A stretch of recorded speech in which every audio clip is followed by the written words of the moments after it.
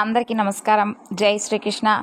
మహాశివరాత్రిలోపు పరమ పవిత్రమైనటువంటి ఈ కథను విని స్వామివారి అనుగ్రహాన్ని పొందుదాం. ఇది పరమేశ్వరుడి యొక్క అద్భుతమైనటువంటి కథ. దీనిని ఎవరైతే వింటారో వారిపై ఆ పరమేశ్వరుడి యొక్క దృష్టి ఉంటుంది. దీని యొక్క వర్ణన మనకు శ్రీ శివమహాపురాణంలో చెప్పడం జరిగింది. దయచేసి ఈ కథను పూర్తిగా వినండి. మరి ఇప్పుడు మనం ఆ కథ ఏమిటో తెలుసుకుందాం. పూర్వం ఒక నగరంలో ఒక వ్యాపారి ఉండేవాడు. అతను ఆ నగరంలోనే చాలా ధనవంతుడు. అయితే ఎప్పుడూ కూడా దాన ధర్మాలు, పుణ్యకార్యాలు, పూజలు, వ్రతాలు లాంటివి చేసేవాడు కాదు. వాళ్ళు ధనవంతులే అయినప్పటికీ ఎప్పుడూ కూడా ఎలాంటి దాన ధర్మాలు చేసేవాడు కాదు. ఆ దంపతులకు మాత్రమే సంతానం కలగడం లేదు. సంతానం గురించి వాళ్ళు ఎప్పుడూ కూడా బాధపడుతూ ఉండేవారు. ఆ దంపతుల ఇంటి ముందే ఒక రావి చెట్టు ఉండేది. ఆ చెట్టుపైనే ఒక పిచ్చుక తన యొక్క నివాసాన్ని ఏర్పాటు చేసుకొని తన ఇద్దరు చిన్నపిల్లలతో కలిసి ఉంటూ ఉదయం ఊరిలోకి వెళ్ళి ఆహారం తీసుకుని వచ్చి తన పిల్లలకు తినిపిస్తూ ఉండేది. ఇక ఆ పక్షి ఆ విధంగా ప్రతిరోజు కూడా చేస్తూ ఉండేది. ఇక ప్రతిరోజు ఆ నగరంలోనే తిరుగుతూ ఆహారాన్ని సంపాదిస్తూ ఉండేది ఆ పక్షి. ప్రతిరోజు ముందుగా దగ్గరగా ఉన్నటువంటి ఆ యొక్క వ్యాపారి ఇంటికి వెళ్ళేది. కానీ అక్కడ ఒక్క ధాన్యపు గింజ కూడా ఆ పక్షికి లభించేది కాదు. అప్పుడు ఆ పక్షి తన మనసులో ఇలా ఆలోచిస్తూ ఉండేది. ఈ నగరంలో ఈ వ్యాపారిదే చాలా పెద్ద ఇల్లు, అలాగే ఇతను చాలా పెద్ద ధనవంతుడు కూడాను. కానీ ఇతను ఎప్పుడూ ఎవరికి ఎలాంటి దానం ఇవ్వడు. పోనీ ఎవరైనా కానీ ఒక భిక్షు అయినా కానీ ఇంటి ముందుకు వస్తే కనీసం భిక్ష కూడా వేయడు. ధర్మపరమైనటువంటి పనులు ఏవీ చేయడు. ఏ పూజలు చెయ్యడు. అలాగే ఏ ఆలయాలకు వెళ్ళడు. ఎవరికి సహాయం చేయడు. కనీసం మాలాంటి పక్షులకు కొద్దిగా ధాన్యం కూడా వేయడు. ఈ వ్యాపారి చాలా పిసినారి అని అనుకుంటుంది. అలా ఒకనాడు ఆ పక్షి తన గూడు నుండి బయటకు వచ్చి ఆ వ్యాపారి ఇంటి మీద అలా కూర్చొని ఉంటుంది. అదే సమయంలో ఆ వ్యాపారి దంపతులు ఇలా మాట్లాడుకుంటూ ఉంటారు. అప్పుడు ఆ వ్యాపారి భార్య వ్యాపారితో ఇలా అంటుంది, చూడండి, మన వద్ద చాలా ధనం ఉంది. ఈ నగరం మొత్తంలో మనమే కదా ధనవంతులం. మన వద్ద ధనం, బంగారం, ఆహారం, అసలు వీటి గురించినటువంటి చింత మనకు అసలు ఏమాత్రం లేదు. మరి ఇంత ధనాన్ని మనం ఏం చేసుకుంటాం? మనకు సంతానం కూడా లేదు. మన తర్వాత మన వంశానికి వారసుడు కూడా లేడు. తర్వాత ఈ ధనాన్ని, ఆస్తిని ఎవరు అనుభవిస్తారు చెప్పండి అంటుంది. అప్పుడు ఆ వ్యాపారి, ఇందులో నా తప్పే ఉంది? మన తలరాత వల్లనే ఈ విధంగా జరుగుతుంది. నాకైతే అదే అనిపిస్తుంది. మన తలరాతులు సంతానం రాసి పెట్టినట్లుగా లేదు. అందుకే ఈ విధంగా జరుగుతుంది. ఎన్ని రోజులు జీవిస్తామో అన్ని రోజులు ఈ సుఖాలను, ఈ ధనాన్ని అనుభవిద్దాం. మన తర్వాత ఈ ధనం ఎవరికి రాసి పెట్టుంటే వారే అనుభవిస్తారులే అంటాడు. ఇలా ఆ ఇద్దరు భార్యాభర్తలు మాట్లాడుకుంటూ ఉంటున్నటువంటి మాటలన్నీ ఆ పక్షి జాగ్రత్తగా వింటుంది. ఆ తర్వాత అక్కడి నుండి ఎగిరిపోతుంది. ఒక్కరోజు కాదు, ఇక ఆ పక్షి ప్రతిరోజు కూడా ఆ యొక్క వ్యాపారి ఇంటి మీదే కూర్చొని వారిద్దరూ మాట్లాడుకుంటూ ఉన్నటువంటి మాటలను జాగ్రత్తగా వినేది. అలా ఆ వ్యాపారి భార్య కొద్దిగా మంచి స్వభావం కలిగి ఉండేది. అయితే ఆమె మనసులో దయాధర్మం ఉండేది. కానీ తన భర్తకు భయపడి ఎప్పుడూ కూడా పాపం దాన ధర్మాలు చేసేది కాదు. అలా ప్రతిరోజు తన ఇంటికి వస్తున్నటువంటి ఆ పక్షిని ఆమె బాగా గమనించింది. ఆ చిన్న పిచ్చుక ఆమెకు చాలా బాగా నచ్చింది. అలా ఆమె ప్రతిరోజు వ్యాపారికి తెలియకుండా దొంగతనంగా ఆ పక్షికి రుచికరమైనటువంటి పండ్లు, ధాన్యం వేయడం మొదలుపెట్టింది. ఇలా చాలా రోజులు గడిచిపోతాయి. ఆ పిచ్చుకకు ఆ వ్యాపారి భార్యకు మంచి స్నేహం ఏర్పడుతుంది. అప్పుడు ఆ పక్షి ఇలా ఆలోచిస్తుంది, ఈ వ్యాపారి భార్య చాలా మంచి హృదయం కలిగినది.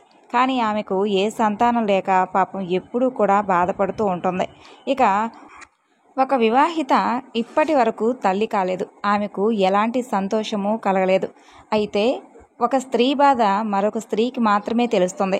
ఒక స్త్రీకి సంతానం కలిగినప్పుడు కలిగే ఆనందం ఎన్ని కోట్ల ధనం ఉన్నా కలగదు, ఎంత బంగారం ఉన్నా కలగదు. సంతానం కలిగినప్పుడే స్త్రీ జీవితం పరిపూర్ణం అవుతుంది. ఆమె నాకు ప్రతిరోజు కూడా ఎంతో ప్రేమతో ధాన్యం, మంచి మంచి పండ్లు ఇస్తుంది. ఆమెకు నేను రుణపడిపోయి ఉన్నాను. ఆమె ముఖాన్ని చూసి నేను తట్టుకోలేకపోతున్నాను.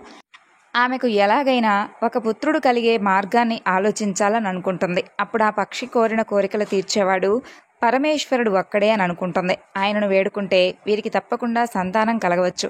నాకు ఇంతకన్నా వేరే దారి లేదు. నేను ఒక చిన్న పక్షిని. ఇంతకు మించి నేనేమీ చేయలేను. ఎలాగైనా ఆమె రుణాన్ని తీర్చుకోవాలి. అనుకుంటూ ఆమె బాధను నేను అస్సలు చూడలేకపోతున్నాను అనుకుంటుంది. అలా ఆ పక్షి తన భర్తతో ఇలా చెబుతుంది, నేను కొన్ని రోజుల వరకు వేరే ప్రదేశానికి వెళ్తున్నాను, మీరు పిల్లలను జాగ్రత్తగా చూసుకోండి, వారికి సమయానికి ఆహారం ఇవ్వండి అంటూ ఆ పక్షి అక్కడి నుండి ఎగిరిపోతుంది. అప్పుడు అమాయకమైనటువంటి ఆ పక్షి ఇలా ఆలోచిస్తుంది, పరమేశ్వరుడి గుడులు చాలా ఉన్నాయి, ఆయన ఏ గుడిలో ఎప్పుడు ఉంటాడో తెలియదు, అయితే ఏ గుడిలో ఉన్నా తిరిగి తిరిగి చివరికి కైలాసానికి తప్పకుండా చేరుకుంటాడు, అందువల్ల నేను అక్కడికి వెళ్తాను అని చెప్పి అనుకుంటూ వేగంగా ఎగరడం ప్రారంభిస్తుంది. అలా రాత్రి పగలు అనే తేడా లేకుండా ఉపవాసం ఉంటూనే ఎగురుతూ ఉంటుంది. అలా ఎగురుకుంటూ ఎగురుకుంటూ బాగా అలసిపోయి చివరికి కైలాస పర్వతాన్ని చేరుకుంటుంది. ఆ సమయంలో పరమేశ్వరుడు ధ్యానంలో నిమగ్నమై ఉంటాడు. ఆ పక్షి నేరుగా వెళ్ళి పార్వతీదేవి పాదాల చెంత చేరి స్పృహ తప్పి పడిపోతుంది. అప్పుడు పార్వతీదేవి ఆ పక్షిని తన చేతిలోకి తీసుకొని, ఓ పక్షి, నీవు ఎక్కడి నుండి ఇంత దూరం వచ్చావు? నీ ప్రాణాలను కూడా లెక్క చేయకుండా ఇంత దూరం నీకు ఏమిటంత పని? ఏ పని మీద నువ్వు వచ్చావు? నీకు అంత కష్టమేం కలిగింది అంటూ ప్రేమగా అడుగుతుంది. అప్పుడు ఆ పక్షి, దేవి, నేను చాలా బాధలో ఉన్నానమ్మా, అలాగే చాలా దూరం నుండి వస్తున్నాను, కానీ నేను నా కోసం దుఃఖించడం లేదమ్మా, నేను వేరే వారి కోసం దుఃఖిస్తున్నాను, అయితే నేను ఎందుకు దుఃఖిస్తున్నానో కూడా చెబుతాను అని అంటుంది. అప్పుడు పార్వతీదేవి, అసలు ఏం జరిగిందో నాకు పూర్తిగా వివరించు అని అడుగుతుంది. అప్పుడు ఆ పక్షి, అమ్మా, నేను ఎక్కడైతే నివాసం ఏర్పరచుకొని ఉంటున్నానో అక్కడే ఒక వ్యాపారి తన భార్యతో కలిసి ఉంటున్నాడు, కానీ వారికి సంతానం లేదు. ఆ వ్యాపారి భార్య చాలా ధర్మాత్మురాలు, నేను వారికి రుణపడి ఉన్నాను, వారికి ఒక్క సంతానాన్ని ప్రసాదించమ్మా అని అడుగుతుంది. అప్పుడు పార్వతీదేవి, చూడు, నువ్వు నీ కోసం కాకుండా నిస్వార్థంగా వేరే వారి కోసం ఆరాటపడుతున్నావు, నిజంగా నువ్వు చాలా గొప్పదానివి, నీ దయాహృదయం, నువ్వు తిన్నటువంటి 4 గింజలకే వారికి అంత గొప్ప సహాయం చేయాలి అని అనుకుంటున్నావే, ఇక నువ్వేమీ కూడా బాధపడనవసరం లేదు, ఆ మహాదేవుడు తప్పకుండా నీకు సహాయం అందిస్తాడు. ప్రస్తుతం పరమేశ్వరుడు ధ్యానంలో ఉన్నాడు, ఆయన ధ్యానం నుండి లేవగానే మనం ఆయనతో మాట్లాడదామని చెబుతుంది. తర్వాత కొద్దిసేపటికే పరమేశ్వరుడు ధ్యానం నుండి బయటకు వస్తాడు. అప్పుడు పార్వతీదేవి ఆ పక్షిని తీసుకొని స్వామి దగ్గరకు చేరుకుని జరిగినటువంటి విషయమంతా ఆయనకు చెప్పి, ఆ యొక్క వ్యాపారి దంపతుల విధివ్రాతలో సంతాన ప్రాప్తి వారికి ఉందా లేదా అని అడుగుతుంది. అప్పుడు పరమేశ్వరుడు కొద్దిసేపు ధ్యానం చేసి వారి జీవితంలో సంతాన ప్రాప్తి లేదు అని చెప్తాడు. అప్పుడు పార్వతీదేవి, దేవా, వారి జీవితంలో సంతాన ప్రాప్తి లేకపోతే ఇప్పుడు మీరు వారి తలరాతను మార్చి వారికి సంతానాన్ని ప్రసాదించండి, నీ వలన సాధ్యం కానిదంటూ ఏముంటుంది స్వామి అంటుంది. అప్పుడు పరమేశ్వరుడు, దేవి, వారి విధివ్రాతల్లో సంతానమే లేదు, వారికి నేను ఎలా సంతానాన్ని ప్రసాదిస్తాను చెప్పు అని అంటారు. ఎంత చెప్పినా పార్వతీదేవి వినడం లేదు. దేవా, ఈ పక్షి తన ప్రాణాలను కూడా లెక్క చేయకుండా మన మీద నమ్మకంతో మన కోసం ఎంత దూరం వచ్చింది, మనం తప్పకుండా ఈ పక్షికి సహాయం చేయాలి, నేను మాట కూడా ఇచ్చేశాను అని చెబుతుంది. అలా ఎంత చెప్పినా పార్వతీదేవి వినకపోవడంతో పరమేశ్వరుడు ఆమెతో ఇలా అంటాడు, సరే దేవి, నీవు నా మాట వినడం లేదు కదా, నీ కోరికను తీర్చడం నా బాధ్యత, నీ కోరిక ప్రకారం ఆ వ్యాపారి దంపతులకు ఒక పుత్ర సంతానాన్ని ప్రసాదిస్తున్నాను, అయితే ఒక షరతు, అదేమిటంటే, చూడు దేవి, నీవు ఆ పక్షితో చెప్పు, వారికి సంతానం కలిగిన తర్వాత వారు దాన ధర్మాలు చేయాలి, పుణ్యకార్యాలు చేయాలి, శాస్త్రాలను పురాణాలను చదవాలి, గుడికి వెళ్ళాలి, భిక్ష కోసం ఇంటి ముందుకు వచ్చిన వారికి తప్పకుండా వారికి ఏదో ఒక సహాయం అందించాలి, ఉట్టి చేతులతో వారిని వెనక్కి పంపించకూడదు, వాళ్ళు ఇప్పుడు నాస్తికులుగా ఉన్నారు, కానీ వాళ్లకు సంతానం కలిగిన తర్వాత వారు భగవంతుడి పట్ల నమ్మకాన్ని ఏర్పరచుకోవాలి, ఒకవేళ ఇవన్నీ చేయకపోతే ఆ పుట్టిన సంతానం అల్పాయుష్తో చిన్న వయసులోనే మరణిస్తాడు అని చెబుతాడు. అప్పుడు ఆ పక్షి, మహాదేవ, వారికి సంతానం కలిగిన తర్వాత నా వంతుగా వారిని మంచివారుగా మార్చే ప్రయత్నం చేస్తాను, వాళ్ళను నీ భక్తులుగా మారుస్తాను స్వామి అని అంటుంది. అప్పుడు పరమేశ్వరుడు, తదాస్తు, ఇక వారికి సంతానం కలుగుతుంది, ఇక నీవు జాగ్రత్తగా వెళ్ళి రావచ్చు అని చెబుతాడు. అలా ఆ పక్షి స్వామివారికి అమ్మవారికి నమస్కరించి అక్కడి నుండి తన గూడుకు చేరుకుంటుంది. అలా 1 సంవత్సరంలోపే ఆ వ్యాపారి దంపతులకు ఒక పుత్రుడు జన్మిస్తాడు. ఆ వ్యాపారి దంపతులు ఆ పుత్రుని చూసి చాలా ఆనందిస్తారు. వాళ్ళకంటే ఎక్కువగా ఆ పక్షికి ఆనందం కలుగుతుంది. తన కష్టానికి ఫలితం దక్కిందంటూ ఎంతో సంతోషిస్తుంది. ఇక పుత్రుడు కలిగినందుకు ఆ వ్యాపారి చాలా దాన ధర్మాలు, పండుగలు చేస్తాడు. అలా చేస్తే చాలామంది పేదవాళ్ళు బాగుపడతారు అని అనుకుంటుంది. ఇలా మెల్లిమెల్లిగా కాలం గడుస్తూ ఉంటుంది. కానీ ఆ వ్యాపారి దంపతుల యొక్క మనసు మాత్రం ఏ మాత్రం కరగలేదు. వారిలో ఏ మార్పు రాలేదు. ముందు ఏ విధంగా ఉండేవాడో ఆ వ్యాపారి ఇప్పుడు కూడా అలాగే ఉండేవాడు. అలా 4 శివరాత్రులు గడిచిపోతాయి. ఇక 5వ శివరాత్రి కూడా వచ్చేస్తుంది. అప్పుడు ఆ పక్షికి చాలా బాధ వేస్తుంది. ఆ వ్యాపారి కొడుకు 5 సంవత్సరాల వయసుకు వస్తాడు. ఇప్పటి వరకు ఆ దంపతులు ఏ దాన ధర్మాలు చేయడం లేదు, ఏ పూజలు చేయలేదు, ఎవరికి సహాయం చేయలేదు, ఏ గుడికి వెళ్ళలేదు. వీళ్ళు ఇలాగే చేస్తే వాళ్ళ పుత్రుడు అల్పాయుషుతో చిన్న వయసులోనే మరణిస్తాడు కదా. నేను కష్టపడినటువంటి దానికి అసలు ఫలితం ఏముంటుంది? నేను చేసినటువంటి కష్టానికి ఫలితమే ఉండదు. వీళ్ళు చేసినటువంటి తప్పుకు ఆ బాలుడు పాపం మరణిస్తాడు. వీళ్ళకు సంతానం కలిగితే వీళ్ళ ప్రవర్తన మారుతుంది అని అనుకున్నానే.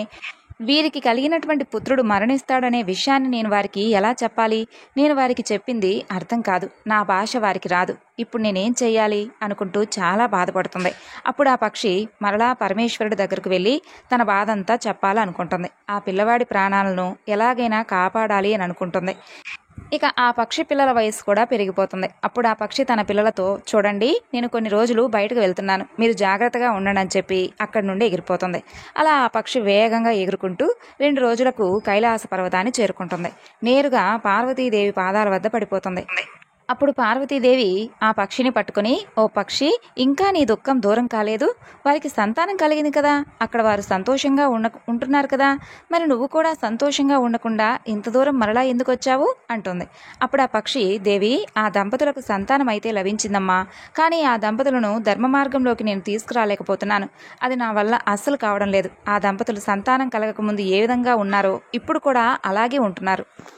వాళ్ళు దాన ధర్మాలు చేయడం లేదు, పూజలు చేయడం లేదు, గుడికి వెళ్ళడం లేదు. వారిలో అసలు ఏ మార్పు రాలేదమ్మా అని చెబుతుంది. ఆ మాటలు విన్నటువంటి పరమేశ్వరుడు, అయితే వాళ్ళ పుత్రుడు అల్పాయుష్తోనే చిన్న వయసులోనే మరణిస్తాడు అని అంటాడు. అప్పుడు ఆ పక్షి ఏడుస్తూ, మహాదేవా, అలా జరగకూడదు.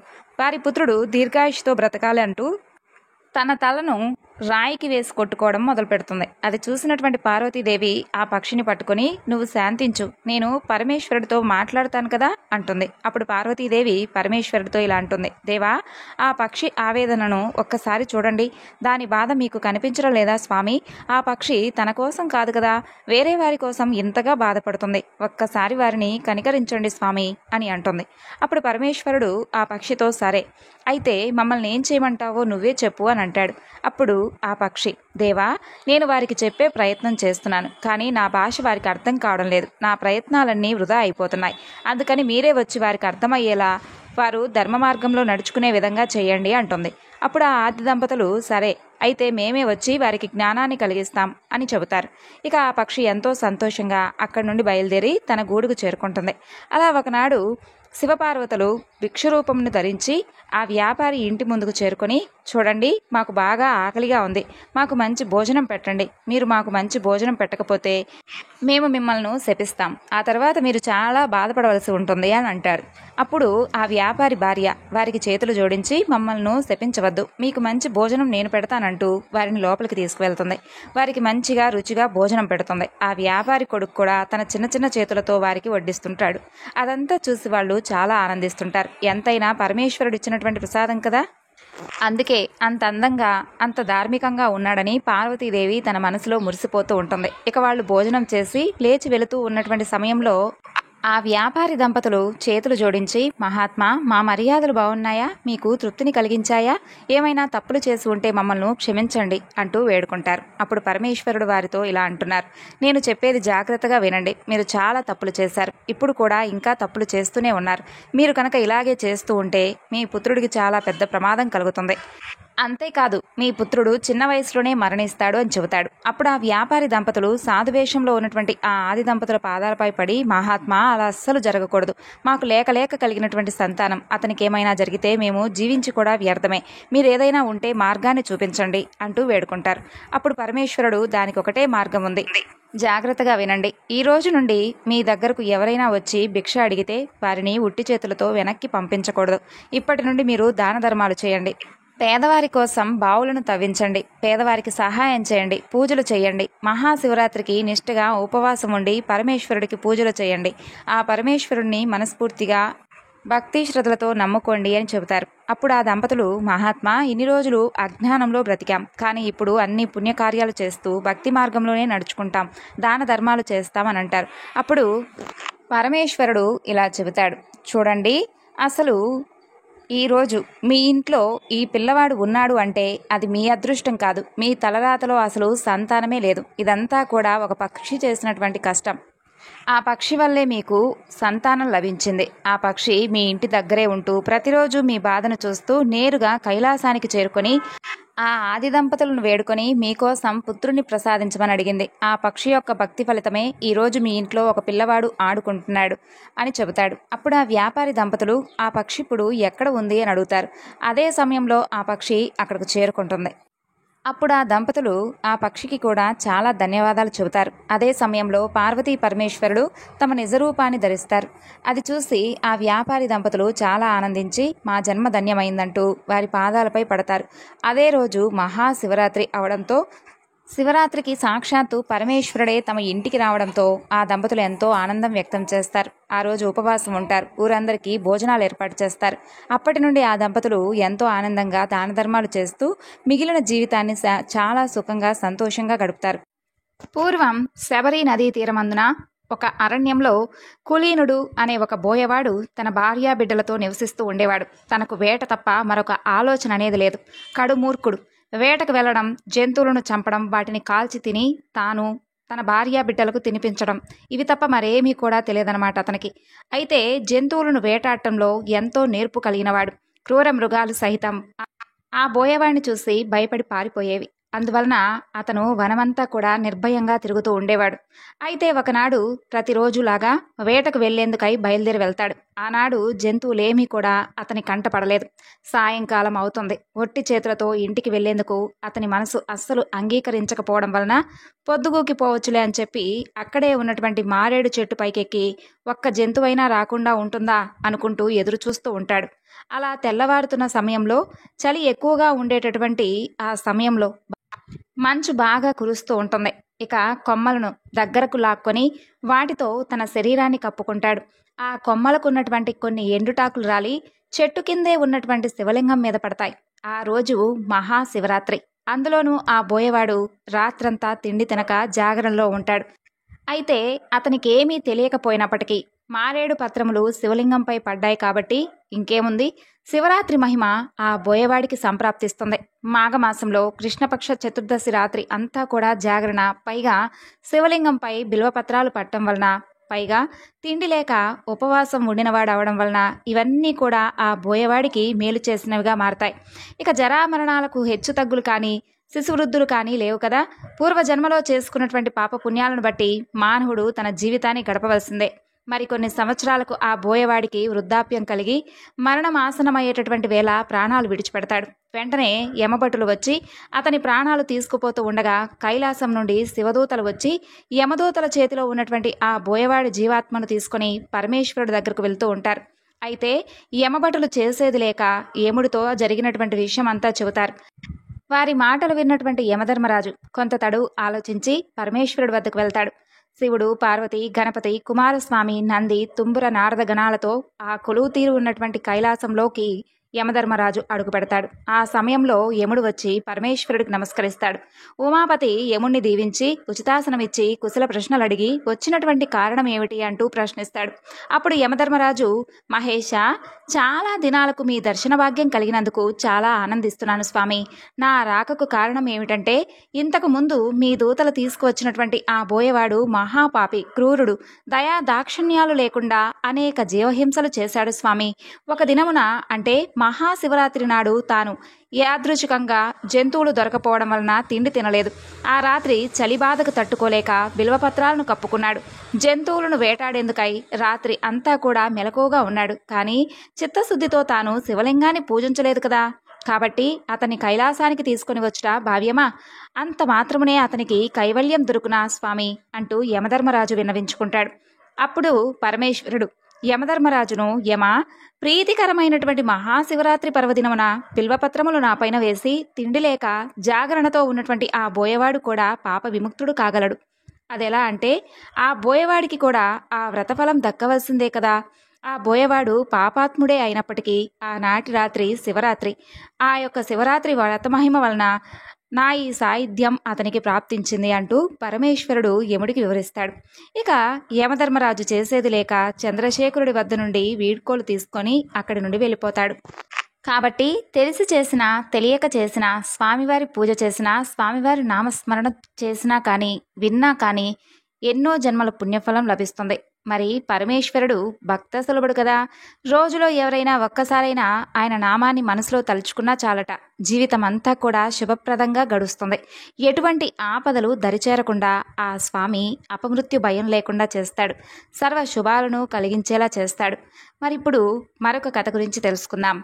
పూర్వం గంగా తీరంలో గంగరాజు అని ఒక చిన్న వ్యాపారస్తుడు ఉండేవాడు.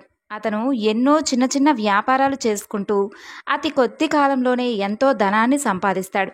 అంత ధనం సంపాదించాడే కానీ ఎప్పుడూ దాన ధర్మాలు చేసేవాడు కాదు. పరమ పిసినారిగా పేరు పొందుతాడు. కల్తీ వ్యాపారాలు చేసి ప్రజలందరినీ కూడా విపరీతంగా బాధ పెడుతూ వారి నుండి దోచుకుంటూ ఉండేవాడు.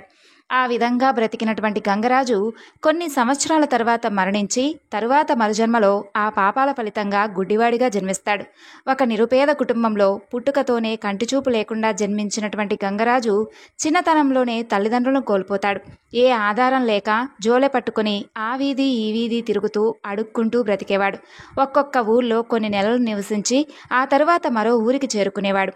అలా కొన్ని రోజుల తర్వాత గంగరాజు లింగాలపల్లె అనే ఊరికి చేరుకుంటాడు. ఆ ఊరిలో ఉన్నటువంటి పరమేశ్వరుడి ఆలయం ఎంతో మహామహిమాన్వితమైనదిగా ప్రసిద్ధి చెందుతుంది. అంతేకాదు ఆ ఊరిలో దాదాపు ప్రతి చెట్టు కింద ఒక శివలింగం ఉంటుంది. పురాతన కాలంలో ఆ దేవతలే ఈ శివలింగాలను ప్రతిష్ఠించారని ఊరు ప్రజలందరూ కూడా చెప్పుకుంటూ ఉండేవారు. ఆ ఊరికి చేరినటువంటి గంగరాజు ఒక పెద్ద చెట్టు కింద నివసిస్తూ ప్రతిరోజు ఉదయం సాయంత్రం ఊర్లోకి వెళ్ళి భిక్షాటన చేసి వచ్చేవాడు. దొరికిన దానిని తింటూ కాలం గడిపేవాడు. అలా ఒకనాడు ఉదయం భిక్షాటనకు వెళ్ళినటువంటి గంగరాజుకు ఎవ్వరూ ఏ పదార్థాలు అతని పాత్రలో వేయలేదు. సరే, సాయంత్రం ఏదైనా దొరుకుతుందేమో అని అనుకుంటాడు. సాయంత్రం కూడా తిరిగి అన్ని వీధులు తిరుగుతాడు. కానీ ఎవ్వరూ ఏ పదార్థం భిక్షగా వేయలేదు. ప్రతిరోజు ఏదో ఒకటి తనకు లభించేదే. మరి ఆ రోజు ఎవరూ కూడా తనకు ఎందుకు భిక్ష వేయలేదా అనేది అతనికి అర్థం కాదు. ఉదయం నుండి ఏ ఆహారం లేకపోవడం వలన ఒంట్లో ఓపిక లేక తిరిగి తిరిగి మరలా తన చెట్టు వద్దకు బయలుదేరుతాడు. ఒక్కసారిగా పెద్ద వర్షం మొదలవుతుంది. గంగరాజు తడిసి ముద్దవుతాడు. చివరకు ఒక చెట్టు కిందకు చేరుకుంటాడు. తన పాత్ర నిండా వర్షపు నీరు చేరడంతో నీటిని ఒక పక్కగా విసురుతాడు. అంతే, ఇంకేముంది, అప్పుడు ఒక అద్భుతం జరుగుతుంది. గంగరాజుకు ఒక్కసారిగా కంటి చూపు వస్తుంది. అంతేకాదు తన పక్కనే బంగారు నాణేల మూట కూడా కనిపిస్తుంది. ఎదురుగా చూస్తే పరమేశ్వరుడు ప్రత్యక్షమై ఉంటాడు. గంగరాజు ఒక్కసారిగా ఆశ్చర్యపోతాడు. ఏమిటి ఇన్ని అద్భుతాలు అని అనుకుంటూ ఉండగానే పరమేశ్వరుడు ఇలా అంటాడు, నాయనా, ఈరోజు నాకు ఎంతో ప్రీతికరమైనటువంటి శివరాత్రి.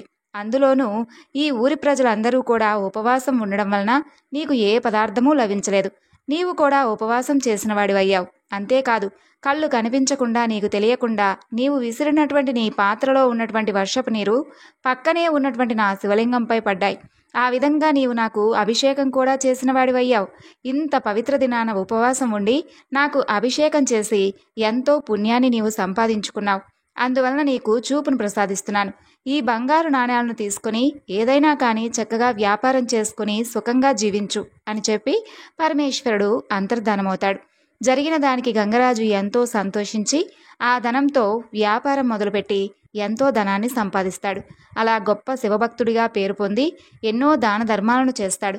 జీవించి ఉన్నంతకాలం సుఖంగా జీవించి చివరికి ముక్తిని పొందుతాడు. ఈ విధంగా పరమేశ్వరుడు అల్ప సంతోషే.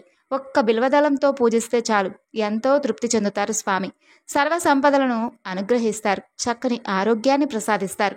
అంతటి అమృతమూర్తి అయినటువంటి ఆ పరమేశ్వరుడికి మనం కూడా వేవేళ్ల నమస్కరిద్దాం. ఇప్పుడు మరొక చక్కని కథ గురించి తెలుసుకుందాం. పూర్వం అవంతిపురంలో నంది అనే ఒక వైశ్యుడు ఉండేవాడు. అతను చాలా గొప్ప శివభక్తుడు. ప్రతిరోజు కూడా ఆ నగరానికి సమీపంలో ఉన్నటువంటి ఒక పెద్ద వనానికి వెళ్ళి అక్కడే ఉన్నటువంటి శివలింగాన్ని అర్చిస్తూ ఉండేవాడు. శాస్త్ర విధానంగా శివుడికి నిత్యము కూడా పంచామృతాలతో అభిషేకం చేసి షోడశోపచారాలతో స్వామిని దివ్యంగా పూజిస్తూ ఉండేవాడు.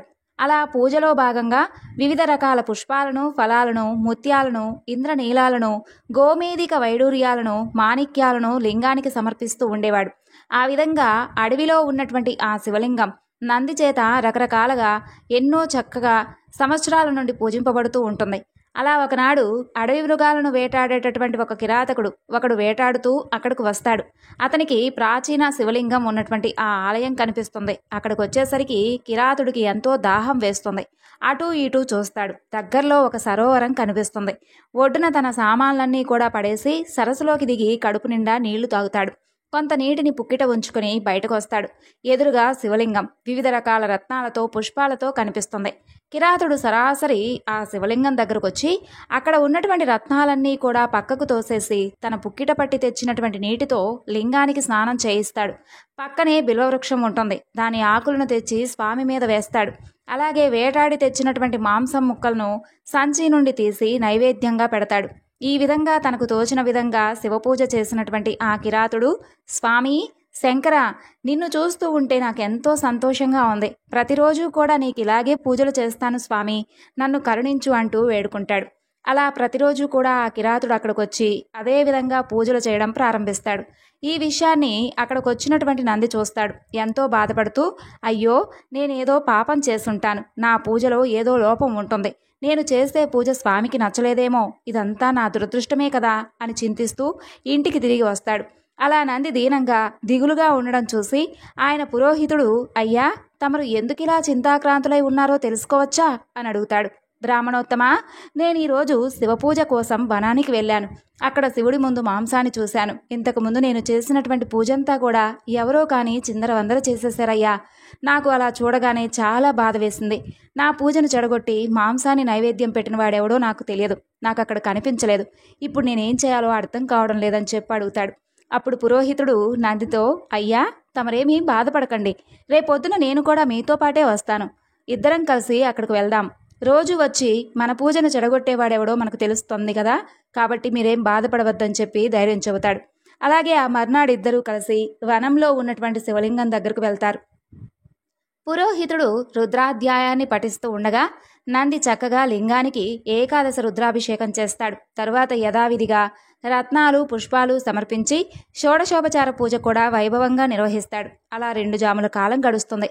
అప్పుడు మహాకాలుడిగా నల్లగా ఎత్తుగా ఉన్నటువంటి కిరాతుడు చేతిలో ధనస్సును బాణాన్ని పట్టుకొని అక్కడికి వస్తాడు. ఎంతో భయంకరంగా ఉన్న ఆ కిరాతుడిని చూసి నంది భయపడిపోతాడు. అతనితో పాటుగా పక్కనే ఉన్న పురోహితుడు అతని బృందం కూడా వణికిపోతారు. రోజూ చేసిన విధంగా ఆ కిరాతుడు వారెవ్వరినీ పట్టించుకోకుండా అప్పటి వరకు వారు చేసినటువంటి పూజా ద్రవ్యాలన్నీ పక్కకు తీసేసి పుక్కిట జలంతో అభిషేకం, మాంస నైవేద్యం స్వామికి సమర్పిస్తాడు. బిల్వం ఆకులు తెంపి లింగం మీద వేస్తాడు. ఒక్కసారిగా సాష్టాంగ నమస్కారం చేసుకుని తిరిగి తన దారిని తాను వెళ్ళిపోతాడు. ఆ దృశ్యమంతా చూసినటువంటి నందికి అతని పురోహిత బృందానికి ఎంతో ఆశ్చర్యం వేస్తుంది. నంది తిరిగి ఇంటికి వచ్చి పండితులందరినీ కూడా పిలిచి ఆ విషయాన్ని వారికి చెబుతాడు. విప్రులారా, ఇప్పుడు నేనేం చేయాలో నాకు అర్థం కావడం లేదు, మీరే చెప్పండి అని అడుగుతాడు. అప్పుడు ఆ పండితులు నందితో ఇలా చెబుతారు. అయ్యా, నీవు ఎంతో పవిత్రంగా చేసే పూజ ప్రతిరోజు కూడా పాడు చేయబడుతుంది కదా, ఇక ఆ లింగం అక్కడ ఉండడం మంచిది కాదు. మీరు వెంటనే దాన్ని తీసుకుని వచ్చి మీ గృహంలోనే ప్రతిష్ఠించుకోండి, అది మీకు అంతటా శ్రేయస్కరం అంటూ సెలవిస్తారు. అలా నంది వారి మాట ప్రకారంగా వనంలో ఉన్నటువంటి శివలింగాన్ని తెచ్చి తన ఇంట్లోనే స్థాపించి యథావిధిగా నవరత్నాలతో పూజిస్తాడు. అక్కడికి కిరాతుడు మర్నాడు వచ్చి చూసేసరికి లింగం కనిపించలేదు. ఒక్కసారిగా అతనికి దుఃఖం ముంచుకొస్తుంది. ప్రభు, శివ, శంకర, నన్ను విడిచిపెట్టి ఎక్కడికి వెళ్ళావు? నిన్ను చూడకపోతే నా మనసు ఎంతో బాధపడుతుంది. ప్రభు, నాకు కనిపించవు? నీవు రాకపోతే నా ప్రాణాన్ని ఇప్పుడే విడిచిపెడతాను. పరమేశ్వర, కరుణించు స్వామి అంటూ తీవ్రంగా విలపిస్తాడు. అయితే పరమేశ్వరుడు కనిపించలేదు. వెంటనే అన్నమాట నిలబెట్టుకోవాలని భావించి ఆ కిరాతుడు తన గోళ్లతో గుండెను చీల్చుకొని రోషంగా అరుస్తూ, ప్రభు, ఇదిగో నా గుండెను చీల్చాను, ఇప్పటికైనా వస్తావా? రా స్వామి అంటూ పిలుస్తాడు. తర్వాత లోపల ప్రేగులను మాంసాన్ని బయటకు తీసి లింగం తీసేసినటువంటి గోతిలో వేస్తాడు. అలా శరీరాన్ని కదిలించుకుంటూ వెళ్ళి చెరువులో ఉన్నటువంటి నీటిని తెచ్చి ఆ గోతిలో పోస్తాడు. పక్కనే ఉన్న బిల్వపత్రాలను శక్తి లేకపోయినా ఎలాగోలాగా తెచ్చి అక్కడ సమర్పిస్తాడు. ఇక పూర్తిగా ఓపిక నశించి రక్తం ధారలుగా కారిపోతూ ఉండగా అలాగే నేల మీద కుప్పకూలిపోతాడు. అంతలో దివ్యకాంతులు వెదజల్లుతూ ప్రమదగణాలతో సహా పరమేశ్వరుడు ప్రత్యక్షమవుతాడు. కర్పూర కాంతితో ప్రకాశిస్తూ జటాజూటాన్ని, త్రిశూలాన్ని, చంద్రరేఖను ధరించినటువంటి పరమేశ్వరుడు కిరాతుడు చేయి పట్టుకుని పైకి లేపి అతని గాయాలన్నీ పోగొడతాడు. ఎంతో ప్రేమగా ఇలా అంటాడు. కిరాత, నీవెంతో గొప్ప భక్తుడివి. నాకు సంతృప్తి కలిగే విధంగా పూజలు చేస్తావు. నా కోసం ప్రాణాలు సమర్పించడానికి సిద్ధపడ్డావు. నీ భక్తి అనన్య సామాన్యం. నీకేం వరం కావాలో కోరుకో నాయనా, తప్పక ప్రసాదిస్తాను అంటాడు. రుద్రుడి మాటలు వినగానే కిరాతుడికి ఎంతో ఆనందం వేస్తుంది. వెంటనే ఆయన పాదాల మీద పడి, ప్రభూ, నేను నీ దాసుణ్ణి. నాకు జన్మ జన్మల్లో నీ మీద అచంచలమైనటువంటి భక్తి ఉండే విధంగా అనుగ్రహించు స్వామి. నీవే నాకు తల్లి, తండ్రి, గురువు, దైవం, బంధువు, మిత్రుడు కూడాను. ఇక నాకు వేరే ఏ కోరిక లేదు స్వామి. నిన్ను దర్శిస్తూ ఉంటే చాలు అంటూ వినయంగా పలుకుతాడు.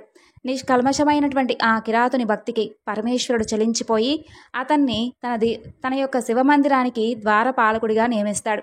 అదే సమయంలో దేవదందుమలు మ్రోగుతాయి. ఆ ధ్వని వనం పక్కనే ఉన్నటువంటి నంది ఇంటి వరకు వినిపిస్తాయి. వనంలోకి దివ్యమైనటువంటి ధ్వనులు వినిపించేసరికి నంది ఎంతో ఆతురతగా అక్కడికి పరుగు పరుగున వస్తాడు. అక్కడ ఎదురుగా తన్మయుడై నిలుచున్నటువంటి కిరాతుడు కనిపిస్తాడు. ఏదో అద్భుతం జరిగిందని చెప్పి నంది కనిపిస్తుంది. వెంటనే ఆ కిరాతకుడు చేతులు పట్టుకొని, అయ్యా, నీవు కూడా నాలాగే గొప్ప శివభక్తుడివి. నిన్ను అనుగ్రహించడానికి సాక్షాత్తు ఆ శివుడే ఇక్కడికి వచ్చాడేమో అని అనిపిస్తుంది నాకు. దయచేసి నన్ను కూడా ఆ పరమేశ్వరుడి దగ్గరకు తీసుకెళ్ళండి అయ్యా. ఆ స్వామి దర్శనాన్ని నాకు కల్పించండి అయ్యా అంటూ ప్రార్థిస్తాడు. అలా నంది ప్రార్థన విని గుణవంతుడైనటువంటి ఆ కిరాతుడు అతని చెయ్యి పట్టుకొని పరమేశ్వరుడు దగ్గరకు వచ్చి అతన్ని చూపించి, శివయ్య, ఇతనెవరో తెలుసా? ఇతను నంది అనే వైశ్యుడు. నిత్యము కూడా నిన్ను రత్నాలతో పూజిస్తూ ఉంటాడు. ఇతను నా మిత్రుడు అంటూ పరిచయం చేస్తాడు. కిరాతుడి మాటలు విన్నటువంటి పరమేశ్వరుడు, కిరాత, ఈ నంది ఎవరు? ఈ నంది ఎవరో నాకు తెలియదు. కల్లా కపటం లేని నువ్వే నా నిజమైనటువంటి భక్తుడివి, నా మిత్రుడివి. ఎలాంటి స్వాభిమానం, దురహంకారం లేనివాడే నాకు నిజమైనటువంటి భక్తుడు. అంతేకాని స్వార్థంతో కూడినవాడు నాకు ఎప్పుడూ కూడా భక్తుడు కాడు అని చెబుతాడు. అప్పుడు కిరాతుడు, ప్రభు, నేను నీకు స్నేహితుడన్నావు కదా, మరి ఇతను నాకు మిత్రుడు. మిత్రుడు నీకు మిత్రుడేగా ప్రభు. దయచేసి నాతో పాటు ఇతన్ని కూడా ఉద్ధరించు స్వామి అంటూ ప్రార్థిస్తాడు. అలా కిరాతుడి మాటను కాదనలేక పరమేశ్వరుడు వారిద్దరినీ కూడా తన పరిచారకులుగా స్వీకరిస్తాడు. అదే సమయంలో దివ్య విమానం అక్కడికి వస్తుంది. ఇద్దరూ కలిసి దాన్ని ఎక్కి సరాసరి కైలాసానికి వెళ్ళిపోతారు. అక్కడ కైలాసంలో వీరికి ఘనమైనటువంటి స్వాగతం దొరుకుతుంది. వారిద్దరికీ కైలాసం చేరగానే పరమేశ్వరుడి సారూప్యం లభిస్తుంది. ఇద్దరూ శివుడిలాగా మారిపోతారు. అప్పుడు పార్వతీదేవి నవ్వుతూ, నాదా, వీరిద్దరూ పరమభక్తితో నిన్ను మెప్పించారు నిజమే. వీరి జీవితం ఎంతో ధన్యమైంది. వీళ్ళిద్దరినీ ఏ ఒక్క కార్యంలో నియమిస్తే బాగుంటుందంటారు అని అడుగుతుంది. అంతలో వారిద్దరూ పార్వతీ పరమేశ్వరులకు నమస్కరించి, ప్రభు, మేమిద్దరం కూడా నీ ద్వారానికి కాపలాగా ఉంటాం. దయచేసి మాకు ఆ సేవా భాగ్యాన్ని ప్రసాదించండి అని వేడుకుంటారు. వారి భావాన్ని తెలుసుకున్నటువంటి పరమేశ్వరుడు, అలాగే, మీరిద్దరూ అక్కడే ఉండి మమ్మల్ని సేవించండి అని చెప్పి పంపిస్తాడు. ఆ రకంగా కిరాతుడు మహాకాలుడిగాను, నందిగాను కైలాసాన్ని చేరి శివద్వారానికి రక్షకులుగా ఉంటూ నిత్యము కూడా ఆయన్ను సేవిస్తూ ఉన్నారు. పాపాలు చేసేవారు, అధర్మాన్ని ఆచరించేవారు, గుడ్డివారు, మూగవారు, కుంటివారు, కులం గుణం లేనివారు, చెడ్డ మనసు కలిగిన వారు, చండాలురు, ఎలాంటి వారైనా సరే శివభక్తిని కలిగి ఉంటే చాలు, దేవాది దేవుడైనటువంటి ఆయన సాన్నిధ్యాన్ని తప్పక పొందుతారు. కేవలం ఇసుకతో చేసినటువంటి శివలింగాన్నైనా భక్తిగా పూజిస్తే చాలు, స్వామి తప్పకుండా ప్రసన్నుడవుతాడు. తప్పకుండా రుద్రలోకాన్ని చేరుకునే విధంగా ఆయన అనుగ్రహిస్తాడు.